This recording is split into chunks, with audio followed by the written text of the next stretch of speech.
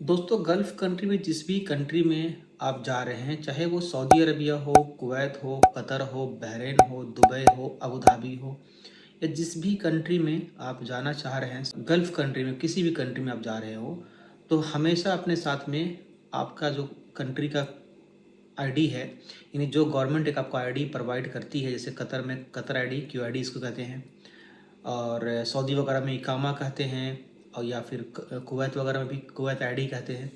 तो जिस भी कंट्री में आप हैं, आपको उस कंट्री का आईडी कार्ड हमेशा कैरी करना चाहिए। अगर आप शटडाउन में गए हैं, यानी कि शॉर्ट टर्म वीज़ा में आप गए हैं किसी भी कंट्री में, तो वैसे केस में आपको वीज़ा कॉपी और पासपोर्ट हमेशा अपने साथ में एक रखना चाहिए।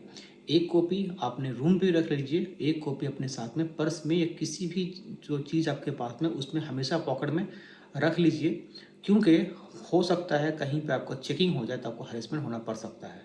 और मैं कहीं भी गया हूँ, सऊदी अरबिया तो नहीं गया हूँ मैं, और मैं कुवैत गया हूँ, कतर गया हूँ, बहरीन गया हूँ। इन सब कंट्रियों में मैंने जब जब मैं गया हूँ, तब तब हमने देखा है कि आए दिन वहाँ पर चेकिंग होता रहता है। और चेकिंग के दरमियान में आपसे पूरी जो है चीज़ों को तलाशी ली जाती हैं। ऐसा नहीं है कि आपको छोड़ देगा, पूरा आपको जो भी आईडी कार्ड है वो देखने मांगेगा, देखेगा, चेक करेगा। कुछ भी गड़बड़ उसको लगता है तो आपको बहुत ज़्यादा परेशानी का सामना भी करना पड़ सकता है। आपको हैरेसमेंट भी किया जाएगा। इसलिए ज़्यादा बेहतर ये होगा कि जब भी अगर आपके पास में जिस भी कंट्री में आप गए हैं, मैं फ़र्ज़ कर लेता हूँ कि अगर आप कतर में गए हैं तो कतर कतर की जो क्यूआईडी है, जो कतर आईडी है, क्यूआईडी से कहते हैं, वो हमेशा अपने पास साथ में कैरी कर लीजिएगा।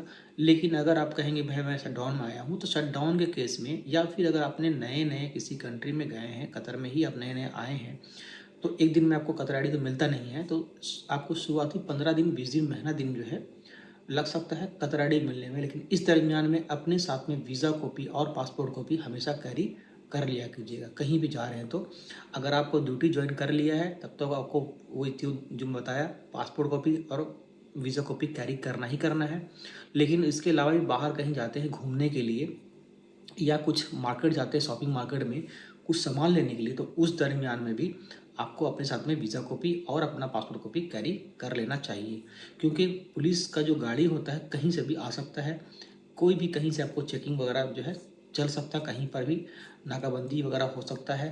ख़ास करके जब कुछ संदेह होता है कि हाँ कहीं पे कुछ क्राइम हुआ है या कुछ ऐसा इन्वेस्टिगेशन चलता रहता है, तो वहाँ पे जगह जगह पे चेकिंग वगैरह होता रहता है।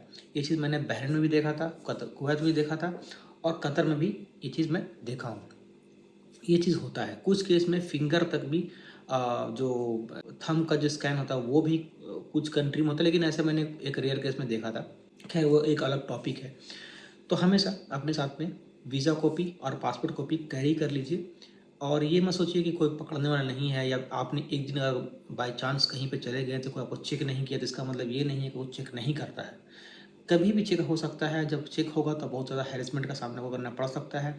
लेकिन खुदा न खास्ता आप कभी भूल गए, ऐसा हो सकता है कि पर्स आप भूल जाते हैं या भूल गए होंगे, वैसे केस में क्या कीजिएगा कि उस जो आपका डॉक्यूमेंट है उसका पीडीएफ कॉपी या फिर एक फ़ोटो कॉपी जो मोबाइल में खींच के उसको पीडीएफ बना के, चाहे पीडीएफ ना बना के नॉर्मल जेपीजी फाइल में भी आप फ़ोटो खींच के अपने साथ में हमेशा रखिएगा। खुदा न खास्ता आप पर्स भूल गए तो अपना मोबाइल से वो चीज़ को दिखा पाइएगा पुलिस को कि देखिए मेरे पास में ये क्यूआईडी या वीज़ा कॉपी है, लेकिन मैं अभी अपना ओरिजिनल वाला घर पे गलती से भूल गया हूँ।